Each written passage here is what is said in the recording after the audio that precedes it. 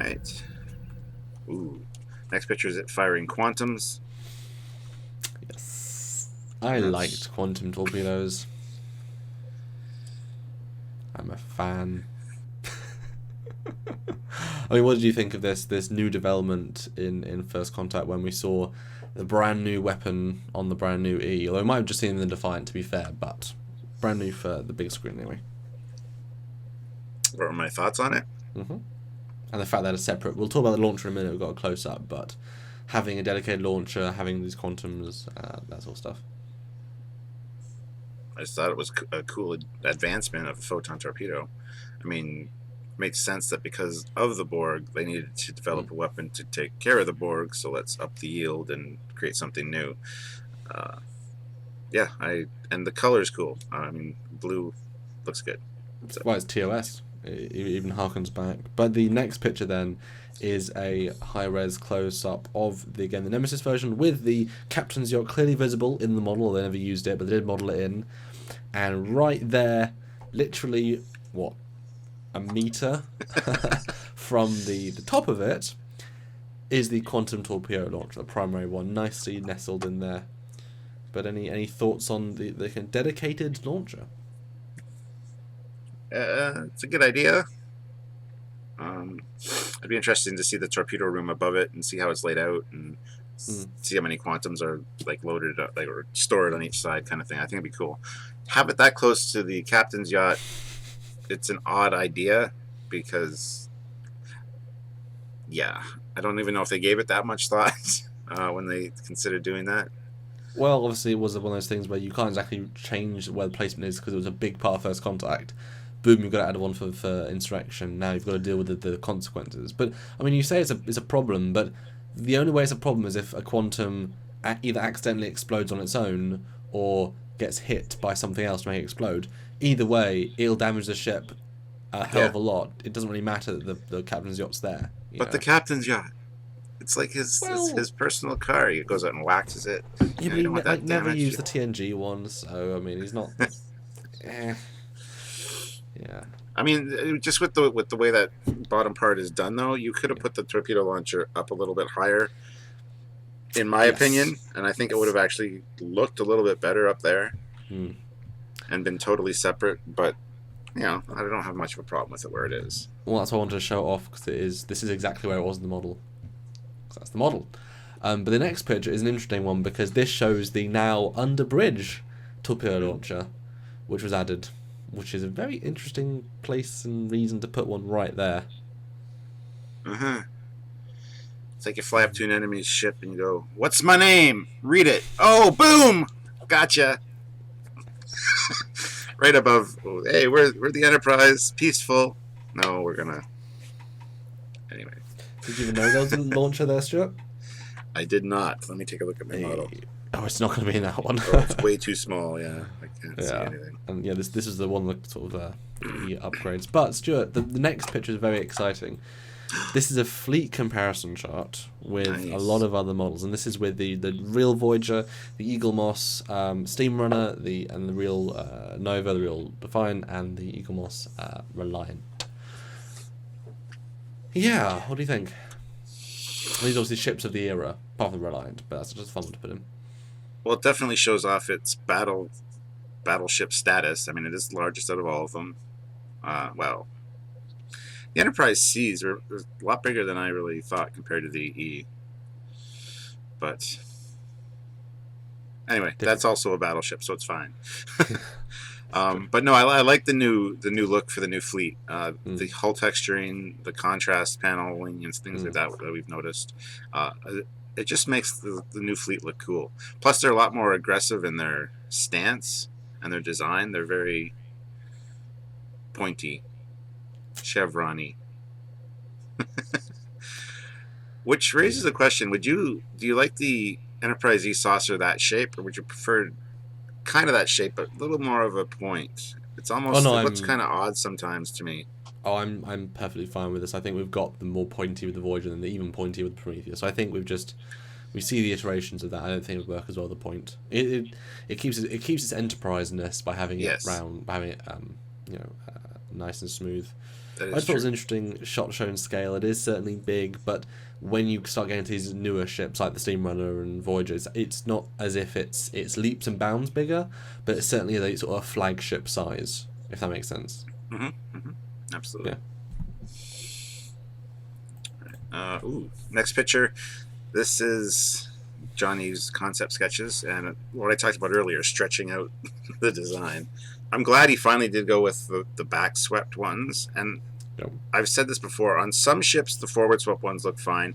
This actually, I've seen other concept drawings he did of this with the forward swept ones, which look really good, but I think for that forward movement and going fast while standing still, look, Yep. the way he went is the way that it should be. So Yeah, it's certainly an interesting iteration. You can see his thought process with that first picture, but he's very much kept his saucer design intact pretty much the entire time, but I'm certainly glad it kept iterating into the one we know, because none of those really hit the mark. Well, the middle one's interesting, but it is too spindly, and it's got a neck. Yeah, I was going to say, he's holding on to that neck feel through all these. I think that was holding him back, because you can see the defined secondary hull and then like a neck. I think the way he integrated it all for the final design is much... It's a much sturdier design, and I think it could... It's more structurally sound. I say that because maneuvering, if you're twisting really fast, whatever, you don't want weak points. So this ship really holds up, but then again, you're in space, so it's not like it's an atmosphere where that doesn't really apply. I don't know. No. But the next picture is the next iteration, which was, I believe, the one we were talking about. We'll talk about this to John another day. This is almost the E we know, but front flip nacelles, very different nacelle, front flip pylons, very different nacelles. It's different, but it's pretty awesome. And this one was the almost E version, with also articulating nacelles, because they thought, Voyager has them, let's continue them. Oh, yeah. Yeah, this is the one I was talking about. That view from the top is really cool looking. I really like that. Even the side looks good. But that 3/4 view from the bottom, it just looks wrong with those nacelles. I don't know. This looks more like a Star Trek Online ship. Yeah, but we are going to talk to John about this separately, so we'll go straight on to the next picture, which is the almost E. Some of the slight proportions are off. It's got a bit too much of a neck, I think. But this is, I guess, what they then took and made the model out of. So it's almost E we know, and it's the side view isn't quite there, but the bottom is there basically. And he's also retained more of a dramatic, I guess, B appearance with the bottom of the secondary hull, that extra bit of chunk. It's just a bit thicker in this that has that B carryover. Yeah, I do like this this profile better than the actual finished one. It's more beefy. Yes, yeah. It works a little bit better for me, but I don't know. I would like to see this version though as like a slightly armor enhanced. So you got the E, and then you got the E armor subclass. That'd be cool. Yeah. The next picture is one that he didn't think of initially. When he originally designed it for First Contact, everybody's like, "Does it saucer separate?" And he thought, "Well, why not? All the other ones have." So he thought he'd design a saucer separation sequence for it. Yes. And I think it works fairly well. I don't know. It makes the bottom secondary part look so spindly and so thin and so pointy. But the saucer looks awesome, I think. Just having that big saucer with the big impulse engines. But I mean, it makes total sense. I mean, I think you can see the separation lines very clearly built in without even meaning to be, But it's kind of cool to see what he designed it would look like. Yeah, and there has been artwork done by him too, showing it separated. Now to see a CG saucer separation sequence on this would be really cool. I would really want to see that. But me too. But the next picture, we're moving on to the internal part of the ship. This is the Enterprise E bridge, the set. What did you think when you saw this set in the movie? Obviously, it changed throughout the 3 movies, but I believe this is the First Contact one. Yes, it is. Or the Nemesis version. I liked it. Yes. I liked it. It went back to a more military feel. It wasn't like the Enterprise D's. It lounge of the Hilton Hotel, basically. So to have a chair for the commander and for Troy for some reason is odd. I don't know. If you need 3 command chairs, 2 would be fine. I mean, 3 looks better, but it's symmetry, isn't it? But she was Yeah. not overly helpful. no. And they've never really had those before. Well, they did for the D, and then they had those tertiary little seats that other people could sit on.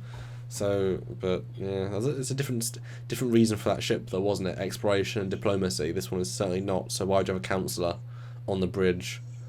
Well, yeah. We know in the D2, those other ones, the smaller ones, were for mission specialists and stuff. If they're doing a... But the question is, I mean, was that chair for... Like, Deanna is a special case. She happens to be the counselor and a Betazoid.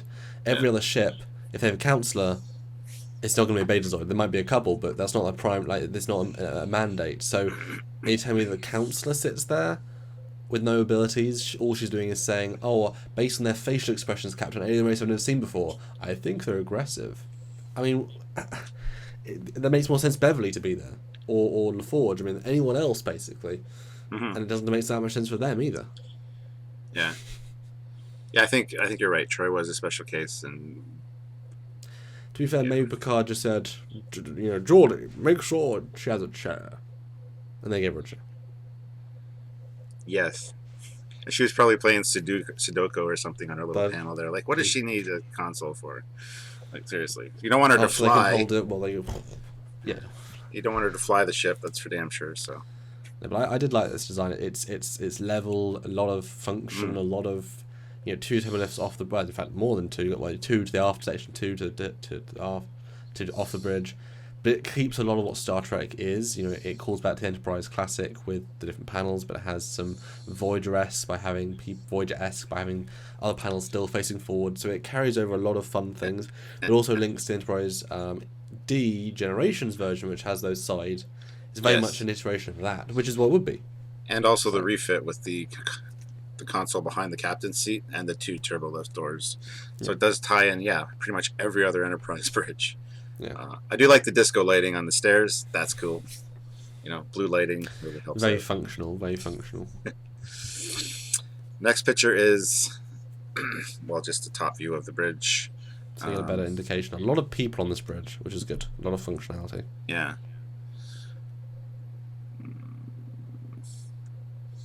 There's a lot of empty space at the front, isn't there? There is a lot of empty space at the front.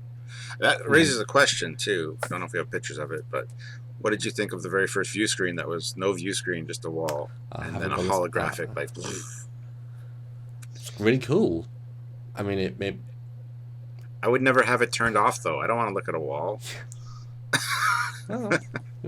Especially since they were just in a nebula and they just went through warp. I mean, although I guess if you've had warp your entire life, you're jaded by how cool it looks.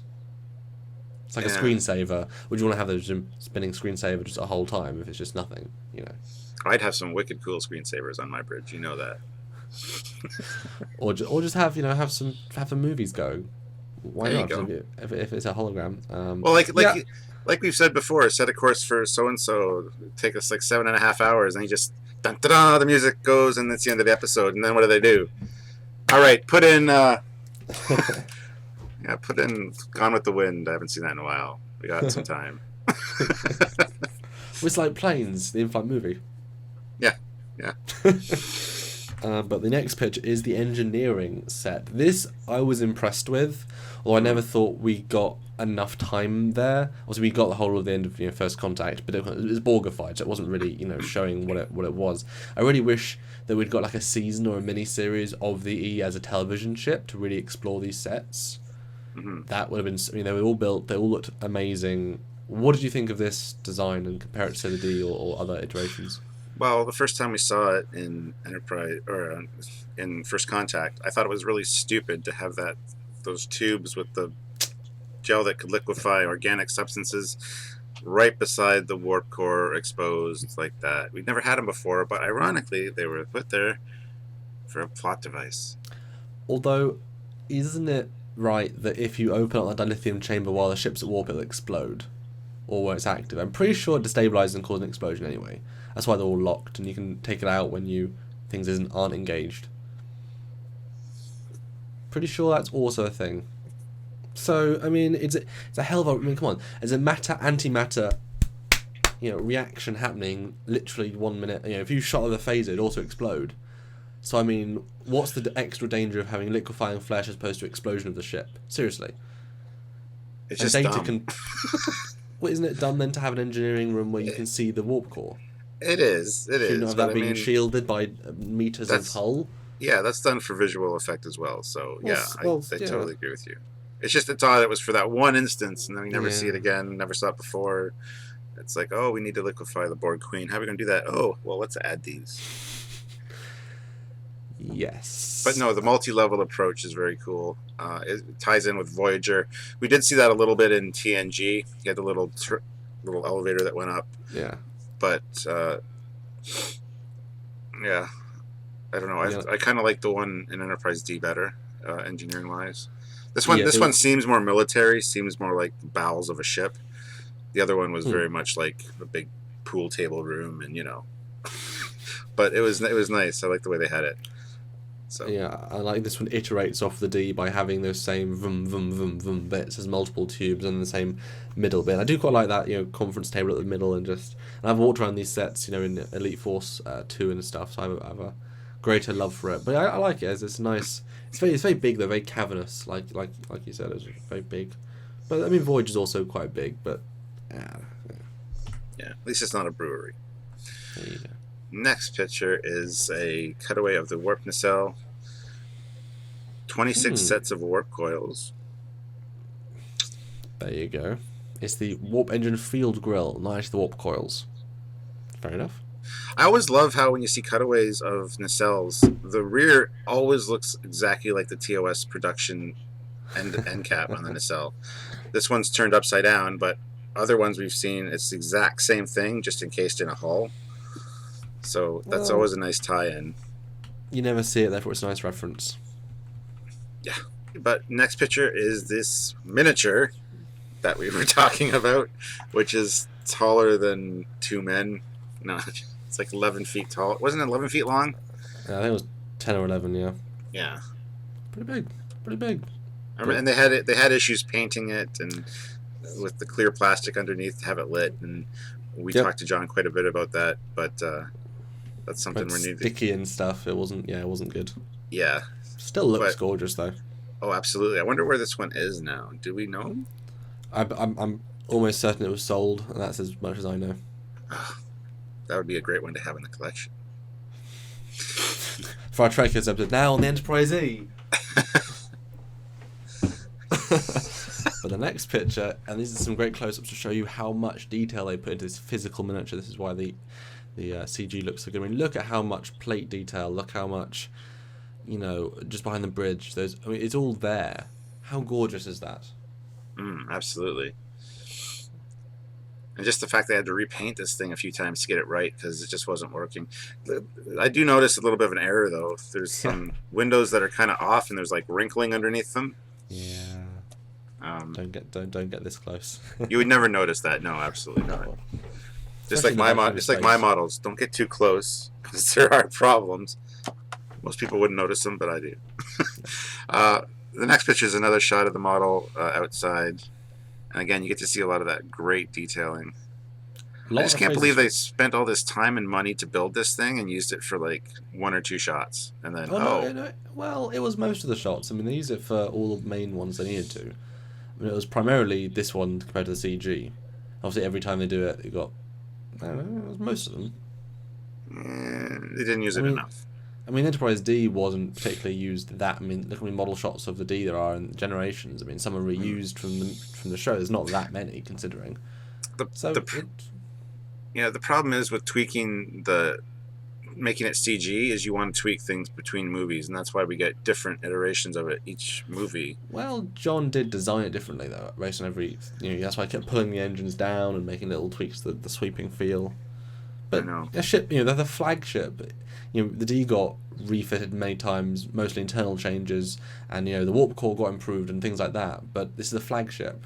and a battleship and Dominion Wars happening. So you would think they'd come back and say, "Oh, Picard, we've got enhanced this. You can get 0.1%. I'll be right there." You know, I don't know.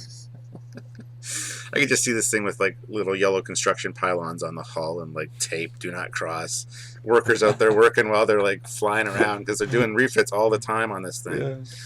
Yeah. No time to go back to dry dock. I love it. But yeah, you can see a lack of torpedo launchers. There are the docking ports on the this first contact version. But I like how many phaser strips are. It's a really nice arcing feel for this. And the next picture is another shot with the actual detail of that deflector array. Really nice detail, and again, those bottom torpedo launchers. Just this is great. Oh, sorry. Go ahead. No, you go ahead. This is a great way to show off those torpedo launchers in this bright sunlight. You can really see them. I mean, because they're the same color as the plating above them. When it's in space, you don't notice these kind of details. Yeah. So this is a fantastic picture to include. So thank you. And there's the texture mapping too on this one. Yeah. So it was accurate. It was there. And you can see, just like your model, it is meant to be a copper. The yellows are obviously in post. So you're just looking at the model that it's glows, so therefore it would be yellow, but yours happens to be painted, so it's pre-glows. Makes sense. There you go. All right, next picture.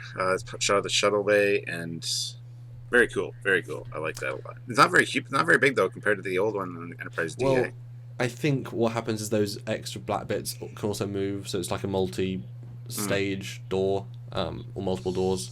But I like this because the Insurrection version has had some problems. But if you look above, if you look at the windows right above the top ones, you can see it's just grey bits. I mimicked that in my version. And if you look at the windows below it, when you actually start looking at the CG and know what it is, you can see how it doesn't make sense to be a room. It's just texture mapping. And they really should have better. They really should put interior in this one. Oh yeah, I'm zooming in here. Wow. Yeah, they cheat a lot, and like looking at the Voyager model, you see a lot of that. It's just adds something to the windows, but you never see it when you look at the movie. But it really doesn't work. That's their job. That's movie magic, man. Yep. You don't notice these kind of things unless you are dorks like us. And we're almost at the end now. But the next picture is the concept main shuttle bay that John did for Ships of the Line, I believe. And this is the primary shuttle bay. And this is very much like the original Constitution class in how it's styled, and I love how the designers keep pulling back to that original version. But what do you think of this? The only ever time we really get to see the internal space. I love it. It's so clean and neat, and it just... I love how they put the little aircraft carrier workers in the same outfits that they wear on the aircraft carrier there. Just as a little nod. But the little thing above the doors, it just looks like a computer display. It doesn't look like a room. It should be like a room like on the TOS one. It's a painting. I mean... Yeah. It's cool. It's cool. I think it's great. I would have loved to see more of the Shuttle Bay for sure. I also like how these shuttles are actually different. They're the Voyager-esque shuttles, but they've got secondary nacelles on the top or something. They're a little bit different, and the nacelles are very slightly different as well. They're flat on the bottom. But the next picture is the internal version... Yes. And this is actually back to the neck one, where I guess the doors are all open. And look how many Argos are there. I always hope there's only one, because I didn't really care for that ship. But I guess there's more. But I mean, they're kind of like their own runabout. It's a bigger shuttle. If you don't have it as, you know, a Jeep, which you can tell are other versions, then it's quite a sleek, neat, other, you know, auxiliary craft. Yeah.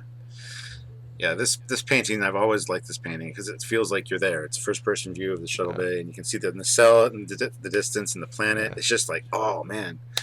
I would love to see this realized. So much space as well. Yeah, exactly. It's huge. Next picture, the Aztec Enterprise E. So this is the concept for the very last iteration. This was what it would have looked like if it was being This is what they were building in Nemesis at the end. This is the final iteration that John did. If you look at the side view, it's been brought down even more. The hull's changed slightly. It's got bulked out a bit more. As you can see, it's no longer these random sort of streaks. It's now actual Aztecing, and a few other little details have changed. So this would have been the final version. I really wish there was a CG model of this, because I quite like this version. It's sort of the most refit of them all. Yeah. I mean, what do you think of this last E? It's good. There's not a lot of differences that I can really see. The attachment point to the nacelles much sexier.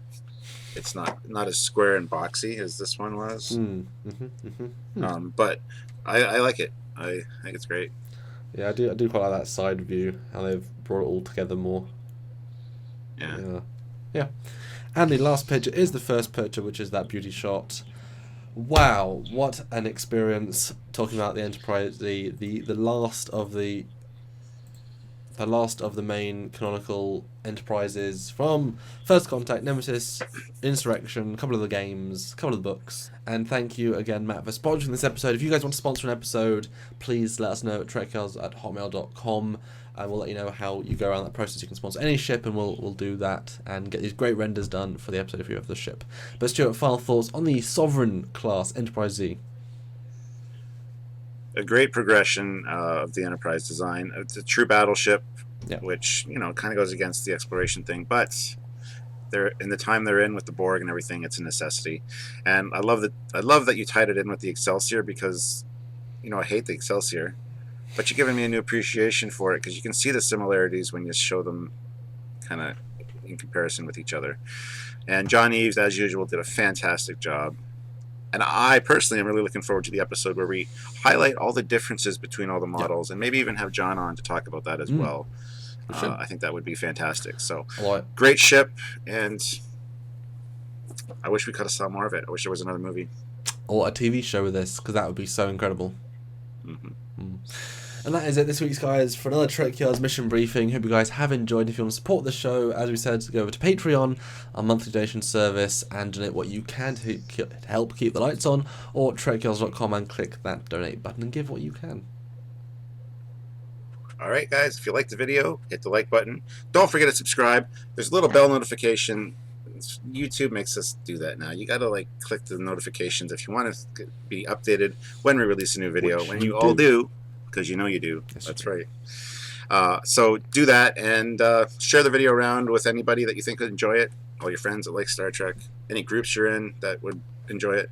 Please do that, as it's greatly appreciated and helps us out. So until next time, I'm Captain Foley. And I'm Connor Cookins. Bye, everybody. Bye, guys.